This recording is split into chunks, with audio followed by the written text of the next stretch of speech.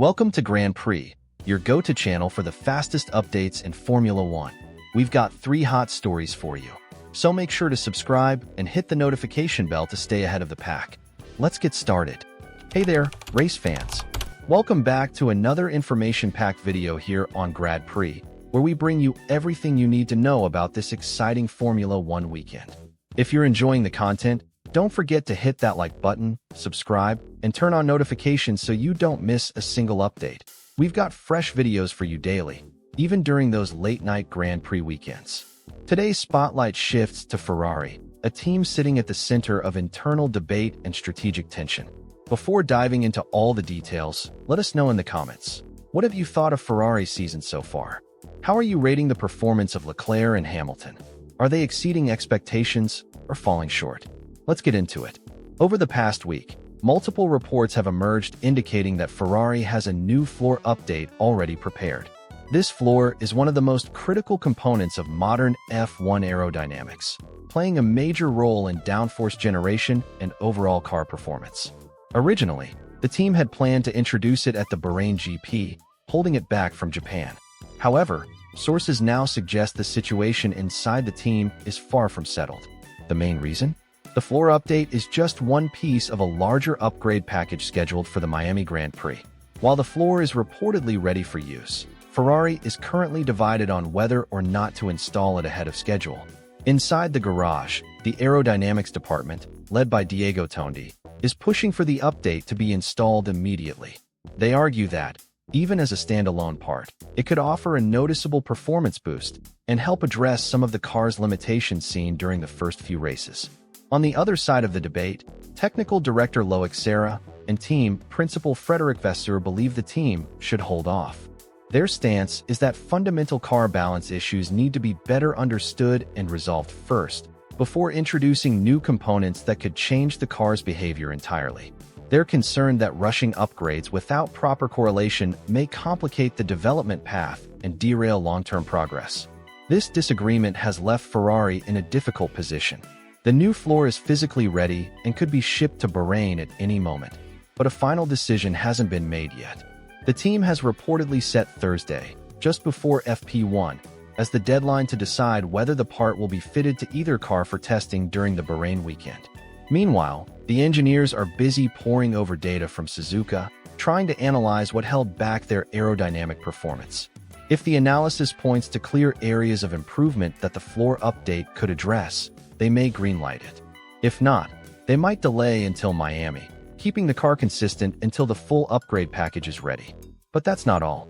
Ferrari is also quietly evaluating how far to push this year's development. If, over the next few races, they conclude that McLaren and Red Bull remain out of reach in the title fight, there's a growing possibility they'll abandon development of the 2025 car entirely and shift their full focus to 2026, when new technical regulations take effect. For Ferrari, it makes little difference whether they finish second, third, or fourth in this year's standings.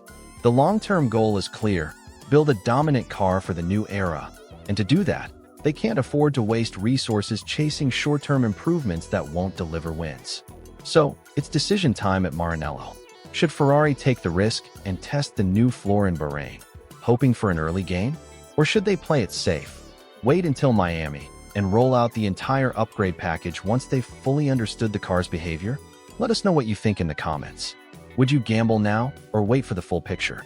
And of course, make sure you're subscribed to Grand Prix with notifications on, so you don't miss the outcome of this internal battle or any updates from the track. We'll see you again soon with the latest from Bahrain. Big news heading into this race weekend. Felipe Drugovich, Brazil's own F1 hopeful and current reserve driver for Aston Martin, has officially been confirmed to take part in Free Practice 1 this Friday. He'll be stepping into Fernando Alonso's seat as part of the FIA-mandated Young Driver program, which requires teams to give their reserve or rookie drivers track time during select sessions throughout the season. This isn't Drugovich's first rodeo. He's already logged over 1,000 kilometers behind the wheel of a Formula One car in testing environments and past FP1 outings. His familiarity with the process, and with this specific circuit, gives him a solid foundation heading into Friday's session. And as he shared in a recent interview, he's excited to be back on track. eager to feel the 2025 spec car in action and compare it with the extensive simulator work he's been doing for the team. That simulator work, by the way, is no small detail. Drugovich plays a crucial behind-the-scenes role at Aston Martin. As the primary development driver responsible for simulator feedback, he provides the engineering team with key insights that help fine-tune the car throughout the season. These FP1 sessions allow him to cross-reference real-world performance with virtual data, helping the team ensure their models are as accurate and predictive as possible. Aston Martin has been clear, Drugovich's work in the simulator is highly valued, and giving him seat time is both a reward and a necessity. His ability to translate simulator sensations into actual car behavior is essential for the team's ongoing development, especially as they prepare for upcoming upgrades and begin laying the foundation for 2020 SIXS regulation overhaul. For Brazilian fans, this means one very important thing. There will be 2 Brazilian drivers on track this Friday. In addition to Drugovich's run with Aston Martin, Gabriel Bortolito will also be present, giving fans a rare and exciting opportunity to see Brazil represented twice during a Grand Prix weekend. But the big question now is, will Felipe Drugovich ever become a full-time Formula One driver? It's a fair and complex discussion. While Drugovich has proven himself in F2, winning the championship in 2022 with consistency and racercraft, securing a permanent F1 seat remains incredibly difficult in today's hyper-competitive environment. Most teams already have long-term contracts in place, and the pathway to the grid often depends more on timing, team politics, and sponsorship backing than just raw talent. Still, Drugovich remains very much in the mix. His professionalism, technical understanding, and feedback skills make him an asset to any team, especially one like Aston Martin, which is pushing to become a title contender in the next few years. If an opportunity opens up, whether due to a surprise driver move or internal reshuffling, Drugovich is in prime position to step in. That's why Friday's FP1 session matters so much. Every lap he completes is a statement to the paddock. It's a chance to showcase not just his pace, but his ability to communicate, adapt, and deliver value. The traits that make teams take notice when filling a race seat. So now we turn the question to you. Do you believe Felipe Drugovich still has a real shot at becoming a full-time F1 driver? Or has that window already begun to close, despite his obvious talent? Drop your thoughts in the comments, and let's get the discussion going. And of course, if you want to stay updated on everything from the world of Formula One, including every move from Brazil's next generation of drivers, make sure you subscribe to Grand Prix, give this video a like, and turn on the notification bell so you never miss a beat. We'll be watching closely this Friday, will you? One of the most dramatic and unsettling moments from the Japanese Grand Prix weekend came during free practice 2, when Jack Doohan, Alpine's young reserve driver, suffered a violent crash that sent shockwaves through the paddock. The incident occurred at turn 1, early in the session, and left his car completely destroyed. According to Alpine, the crash was caused by a critical driver error. Doohan forgot to deactivate his DRS before entering the high-speed corner. With the rear wing still open, the car lacked the necessary downforce at the rear, causing an immediate loss of grip. The result was a high-speed off-track excursion that ended with his car smashed into the barriers. What made the incident even more alarming was how visibly shaken Doohan appeared as he exited the car. Cameras caught him stumbling and clutching his left hand, leading to early reports that he may have sustained a hand injury in the crash. While initial examinations cleared him to continue racing, questions began to mount after new onboard footage surfaced post-race. The video shows Doohan clearly struggling to get out of the car at the end of the race, moving slowly and not using his left arm at all. Instead, he leans and pushes with his right arm, visibly favoring the left side of his body.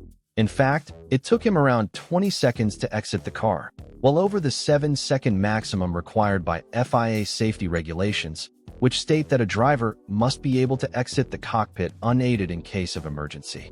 Adding to the concern, Doohan had to be assisted by a crew member nearby, raising further questions about whether the medical clearance he received prior to the race was sufficient.